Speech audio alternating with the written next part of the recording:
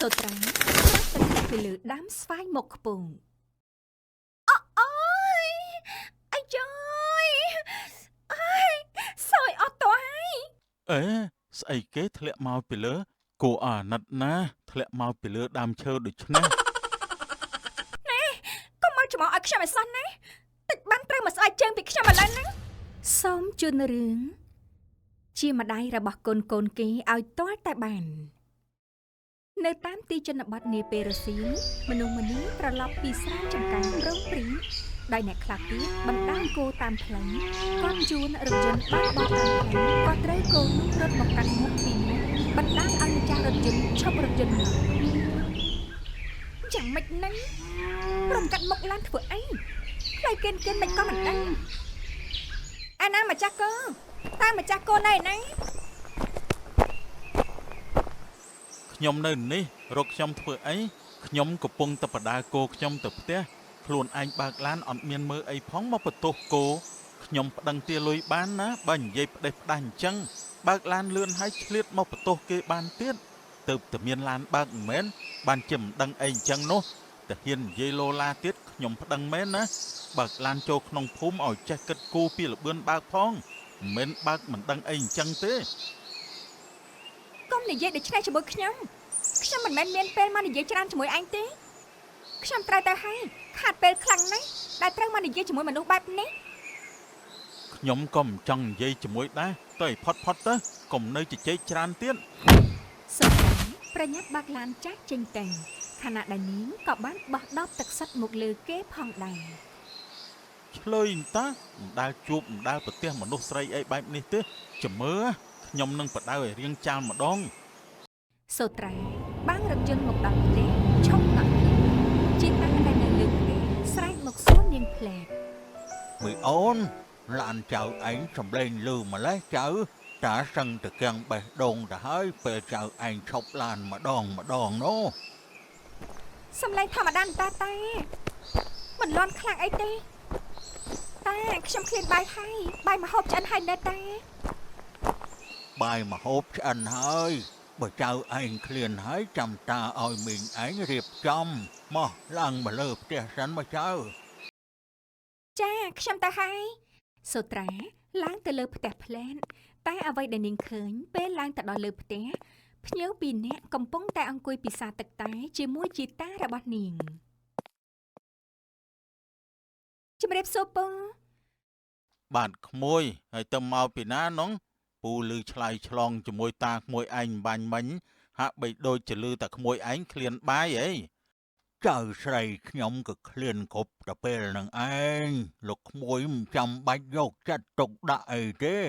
ឃ្លានចេះរកហូបហើយខាងនេះវិញជាកូនប្រុសរបស់ពូចៅឯងគឺជាអ្នកដែលទៅមកពីទីក្រុងដែរហើយពូចៅឯងនាំមកលេងតាសួស្ដីអូន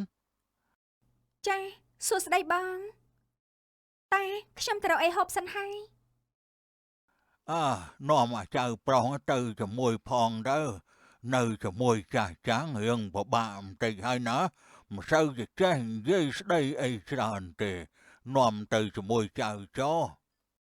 ចាតាបងទៅជាមួយខ្ញុំនៅជាមួយមនុស្សចាស់យើងដូចជាមនុស្សអត់ទាន់ចេះនិយាយអញ្ចឹងថាចាប់ហើយសូត្រានាំឧត្តមទៅកាន់ផ្ទះបាយផ្លែនបងក៏ចុះទៅខ្ញុំដួសបាយឲ្យបងពិសាអរគុណហើយតែបងដូចជាមិនទាន់ឃ្លានទេអូនឯងហូបម្នាក់ឯងចុះបងអង្គុយមើលបានយ៉ាងម៉េចទៅផ្ទះតាខ្ញុំមានបាយមានម្ហូបសម្រាប់ឲ្យភ្ញៀវហោមមិនមែនឲ្យភ្ញៀវអង្គុយមើលនោះទេខ្ញុំរៀបចំជូនបងឯងចាហើយចុះបងឯងទៅវិញនៅថ្ងៃណាដែរបងមកលេងពុកបងមិនបានយូរថ្ងៃទេព្រោះត្រូវទៅធ្វើការវិញបងនៅទីនោះធ្វើការអ្វីដែរខ្ញុំមិនដែលបានជួបបងសោះបងធ្វើការជាអ្នកគ្រប់គ្រងគេការងាររៀងរវល់បន្តិចហើយចាខ្ញុំយល់ធ្វើជាមេគេគឺរវល់បន្តិចហើយបើយល់ដូច្នេះបងមិនចាំបាច់និយាយទៀតទេខ្ញុំក៏មិនចង់ស្ដាប់ដែរហូបបាយទៅបងសួនធីចង់គោរួចរាល់ត្រូវបងប្រុសរបស់គេធាក់ឲ្យដួលផ្កាប់មុខផ្លែនអាយ៉ាហើយមកធាក់ខ្ញុំអញ្ចឹងចង់មានរឿងជាមួយគ្នាមិនមែន តែខ្ញុំបានទៅធ្វើអីបងឯងកុំមកធ្វើពើជាមួយយើងឯងដឹងច្បាស់ហើយថាឯងបានធ្វើអីមកលើយើងមិនចាំបាច់យើងបញ្ជាក់ឲ្យឯងដឹងទៀតនោះទេហាហើយខ្ញុំខកអីទៅរាល់ថ្ងៃចេះរករឿងខ្ញុំបែបនេះខ្ញុំមកពីមើលគោហត់ណាស់ហើយនៅឆ្លៀតរករឿងបានទៀតមនុស្សចូលចិត្តសំរឿងម្លេះនៃស្ងៀមមិនកើតទេអីខ្ញុំមិនចង់មានរឿងជាមួយបងទេឯងមិនចង់មានរឿងជាមួយយើងតែយើងចង់មានរឿងជាមួយឯងប្រហែលថ្ងៃមុននោះឯងទៅប្រាប់ពុកថាយើងទៅវាយគ្នាជាមួយអ្នកណាខ្លះឯងកុំគិតថាយើងមិនដឹងឲ្យសោះណាទេបើដឹងហើយនៅសួរធ្វើអីទៀតបើខ្លួនឯងជាមនុស្សដែលចូលចិត្តតែមានរឿងជាមួយអ្នកដទៃពិតមែនហ្នឹងមិនឲ្យខ្ញុំនិយាយគឺមិនបានទេឯងជាមនុស្សចូលចិត្តប្តឹងតែស្រែកក្តែងថាជាមនុស្សដែលចូលចិត្តនៅស្ងៀមស្ងាត់គួរឲ្យខ្មាស់គេណាហ៎កុំចេះដឹងរឿងរបស់យើងទៀតណាបើសិនជាឯងចង់សុកខ្លួនយើងពុំមានឯងជាលើកចុងក្រោយនេះព្រោះថាយើងនឹងមិនអត់ធ្មត់ទៀតទេបើឯងនៅតែប្រកែទូលពិតប្រាប់ឪអាកូនចង់ដូចឯងនេះមពលទុកគ្រប់រឿងតាំងតែពីម៉ែរបស់ឯងរហូតមកដល់ឯងម៉ែឯងឈឺមើលអស់លុយមកកណោទម្រាំតែស្លាប់ឥឡូវមកដល់ឯងម្ដងចូលចិត្តនាំរឿងយកមកដាក់នៅក្នុងគ្រួសាររបស់យើងណាធ្វើឲ្យឪពុកយើងបន្ទោសយើងរហូតកុំនិយាយដល់ម្ដាយខ្ញុំណាតន់ខ្ញុំនៅគោរពបើសិនជានៅតែនិយាយប៉ះពាល់ដល់ម្ដាយខ្ញុំទៀតខ្ញុំនឹងមិនលើកលែងឲ្យទេទោះជាបងមានឪពុកតែមួយជាមួយគ្នាក៏ដោយបើការអត់ទ្រាំខ្ញុំលែងមានខ្ញុំនឹងមិនទ្រាំទេនិយាយចាប់ភ្លាមសុនធីចាក់ចេញផ្លែពុកខ្ញុំមិនដឹងជាយកប្រពន្ធចង់ធ្វើអីទេបានកូនចង់ម្នេះវាសម្ដីខ្លាំងដល់ហើយសុធីនចូលទៅក្នុងបន្ទប់ម្ដាយនិយាយលួងលោមម្ដាយផ្លែ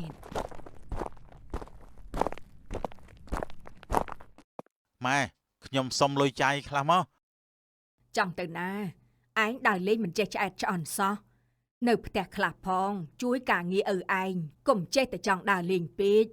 ធ្វើខ្លួនឯងឲ្យមានប្រយោជន៍កុំឲ្យពុកឯងស្ដីបន្ទោស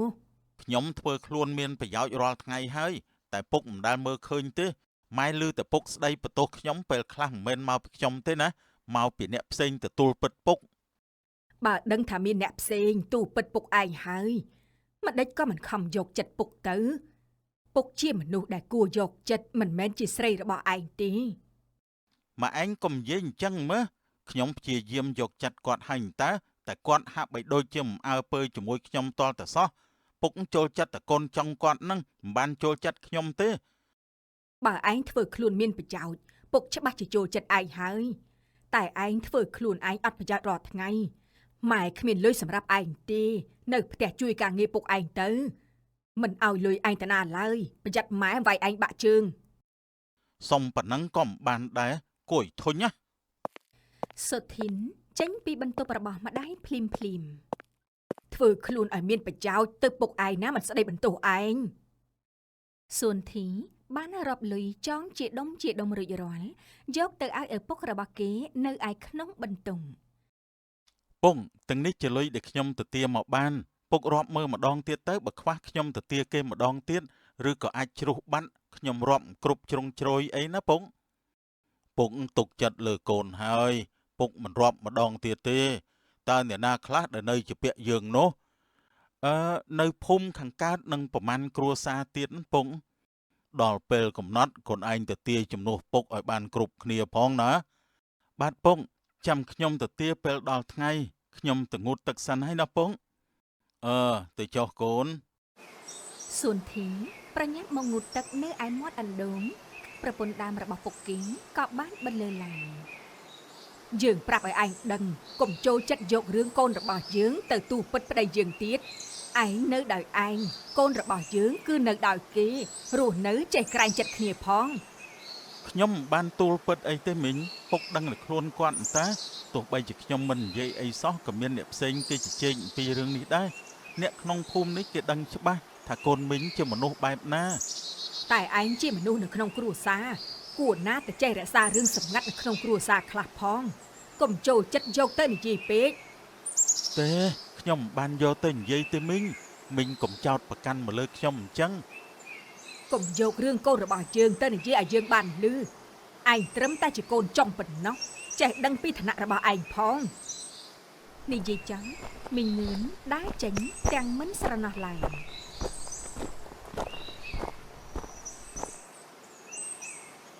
ខ្ញុំមិនដឹងអីនោះទេកូនចង់ដូចខ្ញុំខុសគ្រប់ពេល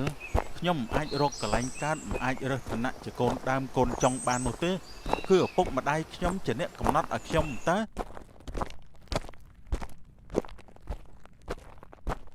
នាថ្ងៃបន្ទាប់សូត្រាកំពុងតែឡើងដើមស្វាយតែរំពេចនោះនាងបែរជាឃើញសត្វតុកែនៅលើដើមស្វាយនេះដូចគ្នា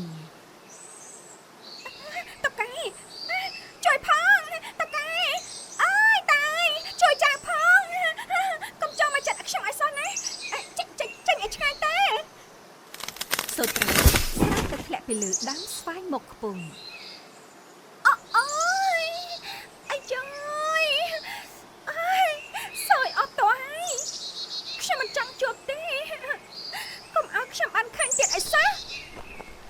រំពេចនោះមានអ្នកដើរមកឃើញស្រាប់តែលន់មាត់ឡើងអេស្អីគេធ្លាក់មកពីលើគួរអាណិតណាធ្លាក់មកពីលើដើមឈើដូចនេះណែកុំមកច្មោះឲ្យខ្ញុំឲ្យសោះណាតិចបានត្រូវមកស្អែកជើងពីខ្ញុំឥឡូវហ្នឹងគួរឲ្យខ្លាចដល់ហើយបើខ្ញុំត្រូវមកស្បែកជើងពិតមែនខ្ញុំក៏ចាប់នាងបោះទៅលើអាចគោវិញដែរអញហ៊ានទេសាក់មើលតែខ្ញុំមិនលើកលែងឲ្យទេសាកមើលទៅគប់ខ្ញុំមកស្បែកជើងលោមើលមើលតើខ្ញុំហ៊ានធ្វើដែរអត់មនុស្សស្អីទេគ្មានដឹងស្អីតតែសោះចេះតែចង់ឈ្នះមនុស្សស្រីខ្ញុំមិនទៅចង់ឈ្នះអីទេតែខ្ញុំចង់ឲ្យស្គាល់រសជាតិនឹងម្ដងតើវាយ៉ាងម៉េចដែរបែបនេះហ៎ដែលគេហៅថាមិនចង់ឈ្នះកុំមករវល់ជាមួយខ្ញុំតែឲ្យផុតពីមុខខ្ញុំភ្លាមទេខ្ញុំនៅនឹងខ្ញុំមិនទៅណាទេព្រោះខ្ញុំក៏ត្រូវការបេះស្វាយដែរថយចេញឲ្យលឿនទៅមុនពេលខ្ញុំជន់ពិតជាពូកែរករឿងមែនសួនធីបានឡើងដើមស្វាយភ្លែងខណៈដែលសូត្រាឈរមើលពីក្រៅស្វាយផ្លែល្អដល់ហើយបេះឲ្យច្រើនកុំឲ្យសល់អ្នកខ្លះនឹងបានបេះទៀតទេចិត្តអាក្រក់អីយ៉ាងហ្នឹងឆាប់ចុះមកឲ្យលិនមកកុំគិតតែពួកខ្លួនឯងមិនចេះគិតពីអ្នកដទៃទេខ្ញុំណាក៏ត្រូវការហូបដែរបើអញ្ចឹងចាំទទួលចុះខ្ញុំបេះទម្លាក់ទៅឲ្យខណៈដែលសូត្រារងចាំទទួលផ្លែស្វាយតែសួនធីបែរជាបោះតុកកែទៅលើនាងសូត្រាស្រែកយ៉ាងខ្លាំងយាយជួយផងតុកកែហៅមកលើខ្ញុំហើយមនុស្សអាក្រក់នេះហើយលេងខុសរបៀបណាស់ខ្ញុំអត់នៅទៀតទេសូត្រារត់មកដល់ផ្ទះវិញទាំងយំរាយរាប់ប្រាប់ជីតានិងម្ដាយនាងតាត្រូវទៅរករឿងគេម្នាក់នោះព្រោះថាគេបានធ្វើបាបមកលើខ្ញុំដោយបោះតុកកែមកលើខ្ញុំដឹងហើយថាខ្ញុំវាខ្លាចតែគេនៅតែធ្វើដូច្នេះទៀតចៅអើយគ្រាន់តែរឿងតិចតួចសោះកុំធ្វើឲ្យវាខ្លាយជារឿងធំអីធំអស់ទៅហើយណាចេះអត់ឱនឲ្យគ្នាខ្លះទៅកុំយកជាបញ្ហាច្រើនពេកយើងធ្វើរឿងតូចសង្កត់ឲ្យវាលែងមានកុំចង់មានបញ្ហាជាមួយអ្នកភូមិឯងអីខ្ញុំមិនបានចង់តែមានបញ្ហាជាមួយអ្នកណាទេតែគេម្នាក់នោះជាអ្នកបង្កគេជាអ្នកបង្កបញ្ហាឡើងមកខ្ញុំមិនចង់ឡើយចៅឯងក៏អញ្ចឹងទៀតធំប៉ុណ្ណឹងហើយនៅខ្លាចសត្វតុកែនេះទៀតសត្វនឹងវាមិនធ្វើអីចៅឯងទេកុំខ្លាចវាអីមែនហើយក្មួយមិនដឹងជាតែខ្លាចធ្វើអីផងកុំតែចង់មានរឿងអីគេឃើញក្មួយស្អាតទៅគេញាស់លេងហ្នឹងណាគេមិនបានចង់ធ្វើបាបក្មួយទេតែគេតាំងចិត្តរករឿងខ្ញុំតានឹងមេងកំកាន់ជើងគេអីតាមបានកាន់ជើងអ្នកណាទេចៅស្រីគួរតែគិតឡើងវិញទៅណាថាការដែលមានរឿងមិនមានអ្វីល្អទេកុំប្រកាន់ច្រើនពេកទៅដើរលេងឲ្យវាស្រឡះចិត្តកុំសៅមងពីរឿងនេះជឿតាទៅសៅមងរីងរៃក៏វាមិនមានប្រយោជន៍អីច្រើនដែរវាមានតែរឿងនាំទុកមកដាក់ខ្លួនយើងទេចៅកុំធ្វើឲ្យរឿងបន្តិចបន្តួចคล้ายជារឿងទុកព្រួយក្តៅក្រហល់ក្រហាយនៅក្នុងចិត្តអីហើយតែដើរលេងឲ្យធូរទ្រូងចុះក្មួយខ្ញុំទៅក៏បានតែបើជួបគេម្ដងទៀតខ្ញុំនឹងធ្វើបាបគេវិញហើយសូត្រា ជិះម៉ូតូចាក់ចេញពីផ្ទះដោយជិះយ៉ាងលឿនស្រួលមកដល់តូបលក់គ្រឿងភេសជ្ជៈអ្នកលក់កកាដាក់តកកមួយចុះឡើយម៉ួយចាំតែខ្ញុំកោះដាក់ឲ្យម៉ួយអង្គុយលេងសិនទៅខ្ញុំកំពុងតែរងចាំហើយសុំឲ្យលឿនតិចមកតែយូរពេកណាខ្ញុំទៅកន្លែងផ្សេងតែម្ដងអើយកុំចិត្តក្តៅពេកអីចាំតែបន្តិចទេស្របពេលជាមួយគ្នានោះផងសុភិនជិះម៉ូតូមកដល់តូបដោយស្រែកហៅទៅកាន់អ្នកលក់ អ្នកលក់ខ្ញុំយកកូកាមួយកេះយកឥឡូវនេះយកឲ្យខ្ញុំមុនអ្នកណាមកមុនមិនសំខាន់ទេសំខាន់គឺខ្ញុំមកមុនហើយ មកក្រោយចាំយកក្រោយទេកុំមានទម្លាប់អាក្រក់មកក្រោយឲ្យចង់បានមុនអីខ្ញុំមិនព្រមទេ សូត្រានតើមកទិញអីដែរនងហើយមកតាំងពីអង្កលខ្ញុំលះបង់ឲ្យសូត្រាទៅមុនចុះព្រោះថាសូត្រាជាមនុស្សដែលខ្ញុំចូលចិត្តរឿងអីដែលខ្ញុំមិនអាចលះបង់បាននោះ លះបង់មុនស្អីខ្ញុំមកមុនដូច្នេះការដែលខ្ញុំបានវាមុនវាជារឿងត្រឹមត្រូវហើយណែមិនចង់លឺឡាយអាផ្ដោះសិតឲ្យមុនលះបង់ឲ្យមុនហួយខ្ពើមណាស់ ខ្ញុំជាមនុស្សចិត្តក្តៅបើសិនជាខ្ញុំចង់បានអីមួយដាច់ខាតគឺខ្ញុំត្រូវតែបានវាជារឿងធម្មតាទៅហើយខ្ញុំនិយាយបែបនេះគឺខ្ញុំទុកសូត្រាគឺជាមនុស្សពិសេសណាស់ មិនបាច់ជាមនុស្សពិសេសពិសួយស្អីទេខ្ញុំមិនត្រូវការឡើយខ្ញុំដឹងពីអ្វីដែលខ្ញុំកំពុងតែធ្វើដូចគ្នាសូត្រារបស់ឯងបានហើយអរគុណហើយតម្លៃនៅដូចដើមមែនទេតម្លៃនៅដូចដើមសូត្រាអោប្រាក់នេះក៏ចេះចេញទៅ អាំងខ្លួនឯងជាចៅស្រីអ្នកមានហើយទៅក្អេងក្អាងបែបនេះគ្រួសារខ្ញុំក៏មិនអន់ដែរ កូកាមួយកេះរបស់បងបានហើយ បាទអរគុណបងទៅសិនហើយ ចាអរគុណច្រើនបងសុទ្ធជិះម៉ូតូជិះម៉ូតូមកកាត់កន្លះតែសួនទីតែទៅចង់គូរំពេចនេះឃើញតែគោតែមិនបានឃើញម្ចាស់ឡើយនាងក៏បានទៅស្រ័យខ្សែគោភ្លាមខ្ញុំកំពុងតែសោកសឹកដែលគេបោះតកែមកលើខ្ញុំកាលពីព្រឹកមិញសួនធីចេញពីក្នុងព្រៃមកឃើញគោទៅស៊ីស្រូវគេអ្នកកំឡោះក៏បានស្រែកឡើង មិនក៏ទៅស៊ីស្រូវគេអញ្ចឹងមិនក៏របូតខ្សែងាយម្លេះបើខ្ញុំចង់យ៉ាងតឹងទៅហើយនឹង សុនធីស្រាប់តែឃើញសូត្រានៅឈរក្បែរម៉ូតូគេក៏លន់មាត់ នាងមែនទេជាអ្នកដែលធ្វើរឿងនេះនាងធ្វើអញ្ចឹងដើម្បីអីឃើញអត់ថាខូចខាតរបស់គេអស់ហើយ ណែខ្ញុំមិនដឹងអីទេកុំមកចោទខ្ញុំចង់គោធូរដែលខ្លួនឯងមកចោទអ្នកដទៃហើយរត់ទៅចោទកូននៅណាបាញ់មិញហើយតាំងម្ដាយចោទគេចោទឯង ខ្ញុំមិនបានចោទទេហើយខ្ញុំក៏មិនបានរត់ចោលគោដែរខ្ញុំទំនោមចុះបើឃើញហើយមិនក៏មិនជួយចាប់ឲ្យផងបណ្ដោយឲ្យគោរបស់ខ្ញុំទៅស៊ីស្រូវគេមិនចេះជួយគ្នាសោះជាអ្នកភូមិជាមួយគ្នាទៅចាត់ដាច់ណា ខ្ញុំមិនបានចិត្តដាច់ហើយក៏មិនដឹងរឿងតែតែមកដល់មុននេះទេឥឡូវដល់ពេលទៅផ្ទះវិញដូចគ្នា នាងច្បាស់ជាអ្នកដែលធ្វើបាបខ្ញុំហើយទៅប្រញាប់រត់អញ្ចឹងនោះ ខ្ញុំមិនរត់ទេតែខ្ញុំចង់ទៅផ្ទះលាហើយរងចាំគេទៅជេរដល់ផ្ទះផង នាងជើងល្អខ្ញុំមិនទុកគំនុំនេះឲ្យនៅបានយូរទេ នាពេលរសៀលខណៈដែលសួនធីចង់គោហៃមកមុខផ្ទះម្ចាស់ស្រែបានមកសួរនាំមីងឿនតែម្ដង អ្នកហេតុអីអ្នកបដ ாய் ឲ្យគោរបស់អ្នកទៅស៊ីស្រូវរបស់ខ្ញុំអញ្ចឹងដឹងដែរទេថាស្រូវរបស់ខ្ញុំវាជារបស់សម្រាប់មនុស្សយើងហូបខ្ញុំខំធ្វើណាស់ឥឡូវអ្នកគិតយ៉ាងម៉េចពីរឿងនេះ លោកបងឲ្យខ្ញុំសុំទោសផងអ្នកដែលទៅមើលគោគឺនៅទីនោះគេមិនចេះប្រយ័ត្នលោកបងគួរតែបន្ទោសគេទៅខ្ញុំមិនថាអ្វីទេកូនប្តីខ្ញុំជាមួយប្រពន្ធក្រោយគ្មានសូវចេះដឹងស្អីទេ ឥឡូវកូនទី2របស់អ្នកនៅណាខ្ញុំចង់ជួបជំរាបសួរពូខ្ញុំនៅនេះរឿងគោរបស់ខ្ញុំដែលស៊ីស្រូវពូឲ្យខ្ញុំសុំទោសផងហើយខ្ញុំនឹងទទួលខុសត្រូវពីរឿងនេះពូចង់គិតយ៉ាងម៉េចដែរតើឲ្យខ្ញុំទទួលខុសបែបណា ឯងធ្វើអីមិនចេះប្រយ័ត្នសោះឯងអាងថាខុសទៅយកលុយឪរបស់ឯងទៅសងគេមែនទេហាមិនចេះក្រែងចិត្តឪពុកសោះ មីងខ្ញុំមិនបានយកលុយពុកទៅសងគេទេ ខ្ញុំមានលុយផ្ទាល់ខ្លួនរបស់ខ្ញុំហើយមីងកុំនិយាយស្ដីបែបនេះដាក់ខ្ញុំពូតើពូគិតយ៉ាងម៉េចអំពីរឿងនេះ សងពូប៉ណ្ណេះមក បាទពូឡើងទៅដល់លើផ្ទះជាមួយខ្ញុំតែម្ដងទៅអញ្ចឹងចាំខ្ញុំយកប្រាក់មកសងពូ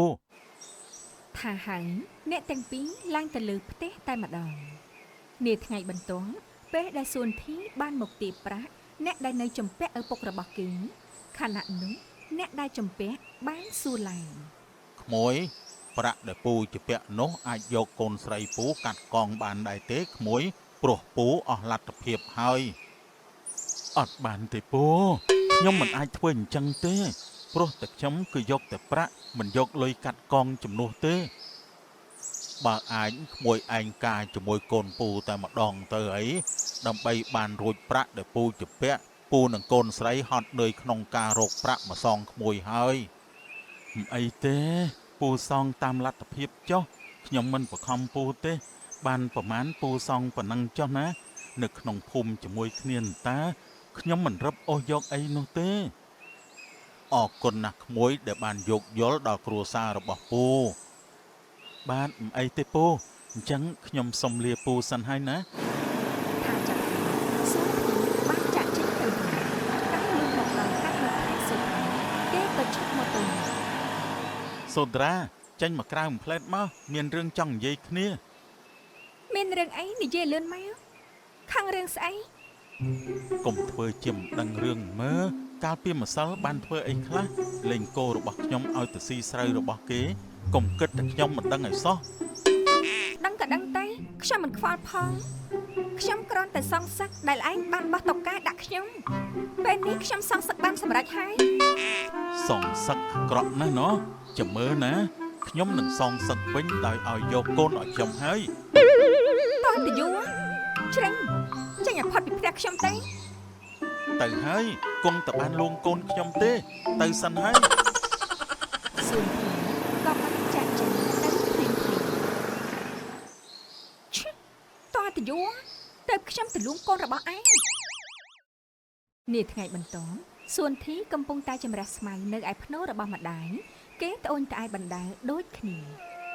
ខ្ញុំដឹងថាម៉ែមិនចង់ធ្វើបែបហ្នឹងទេមិនចង់មានឈ្មោះថាជាប្រពន្ធចុងរបស់អ្នកណាគេទេខ្ញុំក៏មិនបន្ទោសម៉ែដែរ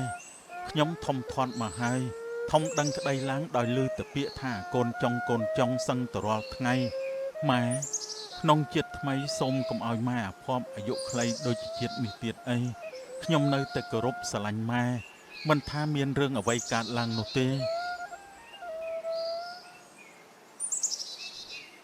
ឯងគិតត្រូវហើយដែលប្រាប់ម្ដាយឯងដូច្នេះឯងគ្មានកំហុសឡើយដែលកើតមកជាកូនរបស់ប្តីខ្ញុំនិងម្ដាយរបស់ឯង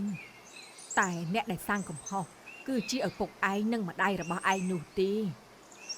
ម្ដាយរបស់ឯងជាមួយឯងបានធ្វើឲ្យយើងនិងម៉ែពិតជាវេទនាណាស់ពេលម្ដាយឯងនៅរស់តែពេលដែលគាត់ស្លាប់បាត់បង់ជីវិតទៅយើងក៏សោកស្ដាយដែលគាត់មានអាយុខ្លីយ៉ាងនេះតែឯងក៏មិនដែលធ្វើអំពើអាក្រក់អីមកលើយើងដែរយើងវិញទេដែលតែងតែធ្វើបាបឯងយើងពិតជាសោកស្ដាយខ្លាំងណាស់ដែលធ្វើវាទៅលើឯងអូមិនបាច់ទេមិនបាច់សោកស្ដាយអីទេវាហួសអស់ទៅហើយ ខ្ញុំក៏មិនប្រកាន់ដែរធ្វើម៉េចបើខ្ញុំមានឈ្មោះថាជាកូនចុងជាកូនប្រពន្ធដែលដណ្ដើមប្តីគេចូលជ្រៀតជ្រែកនៅក្នុងជីវិតគ្រួសារអ្នកដទៃខ្ញុំក៏សោកស្ដាយដែរតែខ្ញុំជ្រើសរើសកន្លែងកើតមិនបាន ឲ្យវាបញ្ចប់ត្រឹមនេះចុះយើងនឹងមិនរំលឹកគុំគួនឯងពីរឿងនេះទៀតទេម្ដាយឯងលាចាកលោកតាំងពីឯងនៅក្មេងម្លេះយើងនឹងកូនក៏សោកស្ដាយដែរចាប់ពីពេលនេះតទៅយើងនឹងចាត់ទុកឯងដូចជាកូនរបស់យើងម្នាក់ដែរ យើងលែងទាស់គ្នាជាមួយឯងហើយទោះម្ដាយយើងខុសគ្នាតែឪពុកយើងតែមួយយើងក៏នៅតែជាបងប្អូនបង្កើតរបស់ឯងរឿងកន្លងមកយើងឈប់រំលឹកទៀតទៅយើងស្វាងស្រាហើយយើងនឹងបដិញ្ញាចិត្តដូចគ្នាថាព្រមទទួលយកឯងគិតឯងជាសាច់ឈាមលែងបន្ទោសលើឯងនិងម្ដាយឯងទៀតហើយកំហុសគឺមកពីពុកបើពុកមិនជ្រើសរើសផ្លូវដូចនេះគ្រួសារយើងក៏មិនមានរឿងបែបនេះដែរអរគុណមីងនិងបងប្រុសហើយដែលឈប់ប្រកាន់ជាមួយខ្ញុំពីរឿងនេះ ពុករបស់ឯងមកនិយាយជាមួយយើងគាត់ដឹងខុសហើយសុំទោសមីងពីរឿងនេះអង្វរមីងសុំឲ្យទទួលយកឯងគាត់ចាស់ហើយគាត់មិនចង់ឃើញរឿងបែបនេះទៀតទេមីងក៏យល់ថាក្មេងមិនដឹងខ្យល់អ្វីឡើយកំហុសគឺមកពីមនុស្សចាស់ឪពុកម្ដាយជាអ្នកបង្កើតតែអ្នកដែលទទួលកំហុសគឺជាក្មេងៗ អរគុណដែលមីងយល់ ឯងអាចហៅមីងថាម៉ែបានយើងលែងប្រកាន់ទៀតហើយ បាទម៉ែ សួនធីដោះស្រាយរឿងជាមួយម្ដាយធំនិងបងប្រុសរួចគេបានចាប់យកសូត្រាមកជាមួយគេដាក់ក្នុងខ្ទមណែអញចង់ធ្វើស្អីខ្ញុំនឹងប្តឹងតាខ្ញុំចង់ធ្វើរឿងមិនល្អមកលើខ្ញុំតាមែនទេ ខ្ញុំបាននិយាយហើយថាខ្ញុំនឹងធ្វើឲ្យនាងលួងលោមកូនខ្ញុំមើលកូនខ្ញុំពេលកូនខ្ញុំយំ ខ្ញុំមិនធ្វើជាម៉ែដោះរបស់កូនឯងទេ អ្នកណាប្រាប់ថាឲ្យនាងធ្វើជាម៉ែដោះកូនខ្ញុំគឺធ្វើជាម្ដាយកូនរបស់ខ្ញុំ អត់ទេខ្ញុំមិនយកឯងធ្វើប្តីទេខ្ញុំមិនព្រមជាដាច់ខាតកុំសង្ឃឹមអីសោះ ប្រាប់ខ្លួនឯងដូច្នេះទៅថាកុំសង្ឃឹមថាអាចរួចផុតពីកញ្ញាំដៃរបស់ខ្ញុំនាងត្រូវតែជាម្ដាយរបស់កូនខ្ញុំ អត់ទេខ្ញុំមិនព្រមទេខ្ញុំមិនព្រមដាច់ខាត3ឆ្នាំក្រោយមក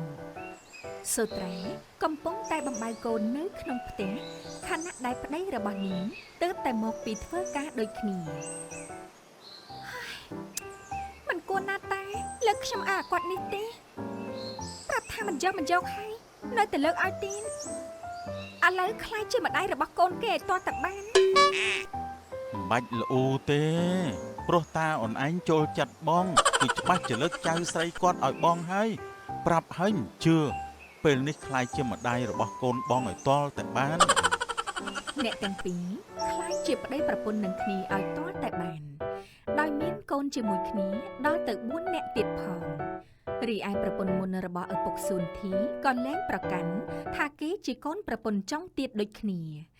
ស្រឡាញ់ចាត់ទុកគេដូចជាកូនប្រុសម្នាក់ទៀតផងដែរ